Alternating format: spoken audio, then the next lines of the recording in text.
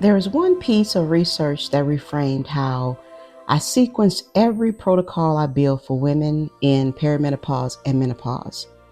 Not a new supplement, not a lab marker, not another thing to add to your list. One finding: when estrogen declines, it does not decline alone. Your entire autonomic nervous system shifts with it. And that single mechanism explains the perimenopause anxiety that appeared without warning, the gut dysfunction that does not respond to probiotics, the 3 a.m. wake-ups, the brain fog, the weight gain that resists everything you throw at it. This is not a hormone problem in isolation. This is an autonomic collapse. And the vast majority of practitioners are not making this connection for women over 40. Hi everyone, I'm Miriam, and this is the Perimenopause Reset, the podcast that refuses to gaslight intelligent women about their bodies. Today, we are talking about what is actually happening inside your nervous system as estrogen shifts, and why this reframes everything about how you should be approaching your health right now. Most hormone conversations treat estrogen as a reproductive hormone. That framing is incomplete. Estrogen has receptors in your brainstem, in the specific structures that regulate your vagus nerve. The vagus nerve is the primary highway of your parasympathetic nervous system. Your rest, digest, repair, recover state. For decades, estrogen was functioning as a neurobiological buffer. It was maintaining something called vagal tone, which is your nervous system's ability to move between activation and recovery, between stress and calm, efficiently, without getting stuck.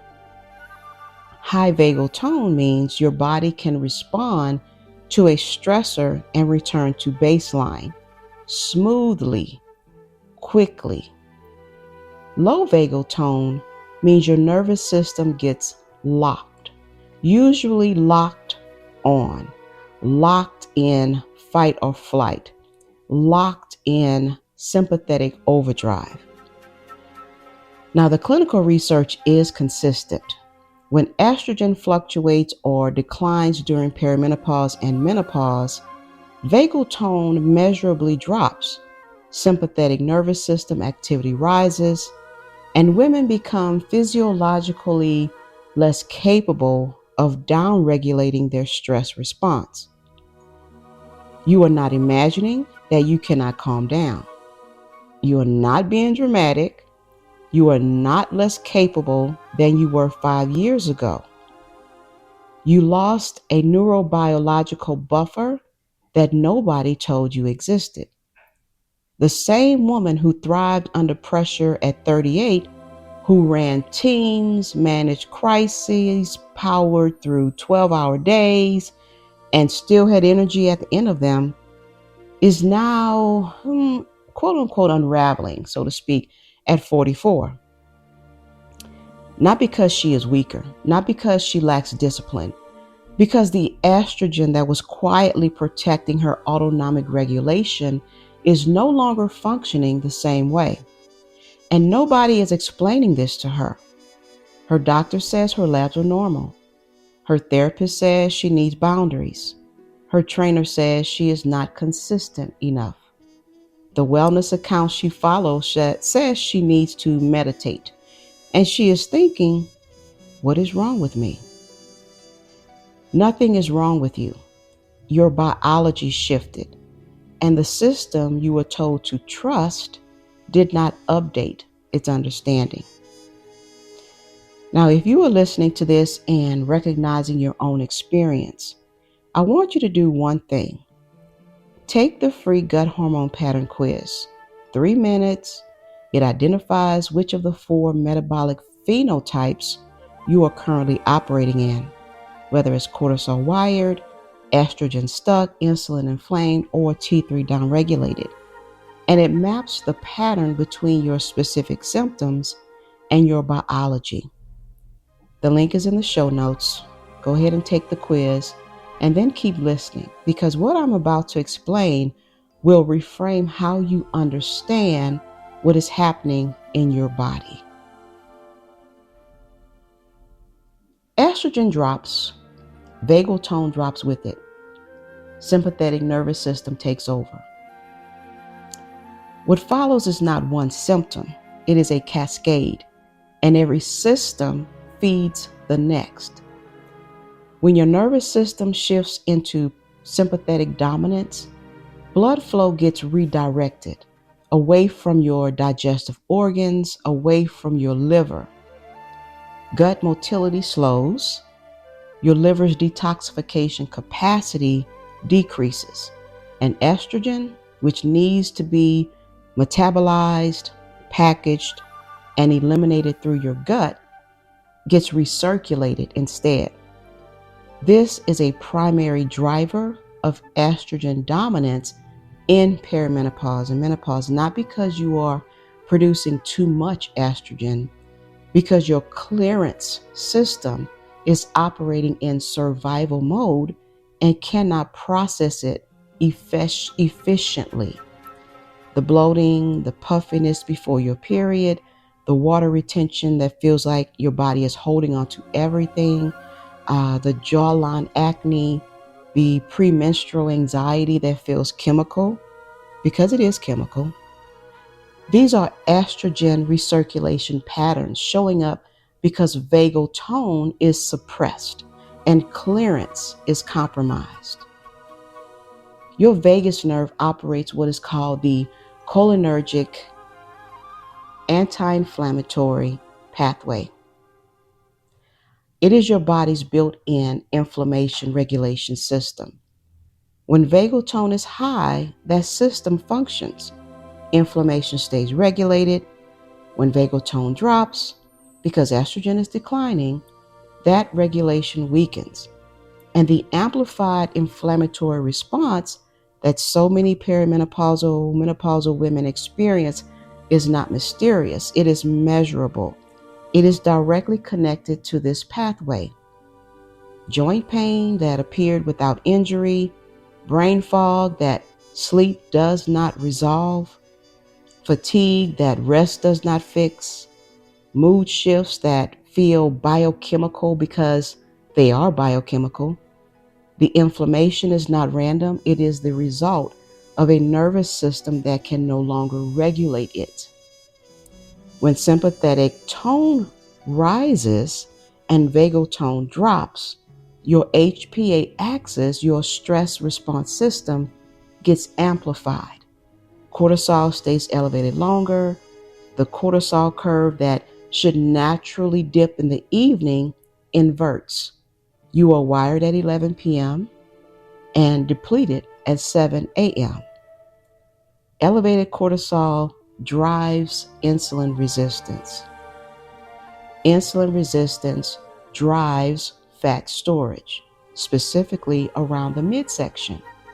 And no amount of calorie restriction or exercise intensity can override a cortisol-driven storage signal. Your body is responding to a perceived threat. It will not release stored energy while the threat signal is active.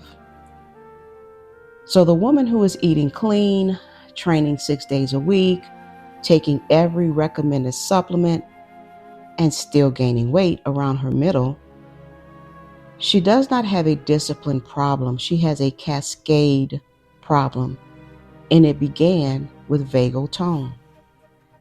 This is why I advocate for women with the intensity that I do, because nobody is assessing this as a system. They are looking at estrogen or cortisol or thyroid or gut, one marker at a time, in isolation, and then defaulting to Try harder when the isolated approach produces nothing. This is not isolated. This is cascading, and the origin is autonomic. So what do you do with this? Most women hear estrogen is declining and go straight to addressing the estrogen. Supplements, seed cycling, bioidenticals, DIM, whatever protocol they found this week. Addressing estrogen metabolism matters. I am not dismissing that. But years of practice working with women in perimenopause and menopause has shown me this. If you try to address the estrogen picture while your vagus nerve is underperforming, while your autonomic nervous system is locked in sympathetic overdrive, the interventions do not land the way they should. Because the organs responsible for metabolizing estrogen, your liver, your gut, are operating under reduced capacity. Blood flow is redirected, motility is impaired, the gut bacteria that complete estrogen detoxification are not getting the environment they need to function. Think of it as trying to install a software update while the machine is in power save mode. The hardware cannot execute what the software is asking for. This is the rationale behind the sequence I use in my practice. Nervous system regulation first, circadian rhythm alignment second, targeted nourishment third. Now, not because nervous system work is popular right now. No, because physiologically, you cannot effectively address your hormone picture while your autonomic regulation is compromised. The biology requires a sequence, and most approaches skip the first two steps. This is the kind of education we practice every week inside of our Nourish and Flow Circle online community. It's free and it's for women navigating perimenopause and menopause who are done hearing that their labs are normal while their body tells a different story. This month of February, we worked through vagal tone, HRV, and what safety actually means to a midlife metabolism. In March, we are stepping into rhythm work, circadian alignment, meal timing, and movement patterns matched to your hormonal rhythm. Now, if what I am describing today resonates, the Nourish and Flow Circle is where this education becomes implementation. The link is in the show notes and description. It is free. I want you to come and practice this with us. Now, I want to ground this in published clinical data because this is not my theory. This is peer-reviewed research. Heart rate variability, HRV, is the primary measurement tool for vagal tone.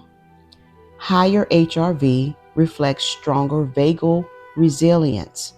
Lower HRV reflects a nervous system that is stuck. A comprehensive review of the literature on menopause and autonomic function found that across all investigations, not some, all, HRV shifts toward higher sympathetic control after menopause. A prospective study measuring symptom intensity against HRV found that vagal tone data could distinguish between women with mild perimenopause symptoms and women with severe symptoms. The more symptomatic you are, the more suppressed your vagal regulation. And this is the data point I bring to every client conversation. Clinical trials demonstrated that when estrogen was introduced therapeutically, markers of vagal activity improved significantly. In some studies, approaching premenopausal function, within 2 months. The autonomic shift is not permanent. It is not inevitable. It is addressable, but only when someone is assessing it as part of the clinical picture. Now, most practitioners are not assessing this. They run a standard hormone panel, maybe thyroid, maybe cortisol, but they are not measuring autonomic function. They are not identifying the link between estrogen decline and vagal tone suppression and inflammatory amplification and metabolic resistance. And until someone identifies that link for you, you are going to continue hearing your labs look fine while your nervous system is in collapse. This is what I mean when I say this podcast refuses to gaslight you, because telling a woman her labs are normal when her autonomic nervous system is dysregulated is dismissing her clinical reality. Here is what I want you to carry from this episode. If you are a woman over 40 and your body stopped cooperating, if the approaches that produce results for 2 decades suddenly produce nothing, if you went from performing at your highest level to barely functioning and no one can explain why, it is not psychological, it is autonomic. Estrogen did not just decline. Your vagal tone declined with it. Your parasympathetic capacity declined with it. Your ability to downregulate stress, metabolize estrogen, regulate inflammation, and recover from daily cognitive and physical load all declined with it, which means the intervention sequence is not more effort, it is not more restriction, it is not more intensity. What resolves this begins with understanding what your body requires right now in this specific stage of your biology. And it begins with your nervous system, not your diet, not your training program, your nervous system. That is the sequence. That is what the clinical data supports. And that is what we practice together. I'm Miriam. Thank you for being here. If this episode transcribed or described something you recognize in your own body, I want you to share it with one woman who needs to hear that she is not failing. She is in a biological transition, and there is a clinical sequence that addresses it. Now, 2 things before you go. First, I want to invite you to take the gut hormone pattern quiz. It identifies which of the 4 metabolic phenotypes is driving your symptoms and maps the pattern between what you are experiencing and why. 3 minutes, the link is in the show notes. And second, I want to invite you to join the Nourish and Flow Circle. This is my free community online where this clinical education becomes weekly practice, real implementation, real conversations, real metabolic literacy. We just completed a month of nervous system work, and we are stepping into circadian rhythm alignment in March. The sequence continues. I want you to come practice this with us. Now, links to both of those are in the show notes, and I will see you next week. Take care.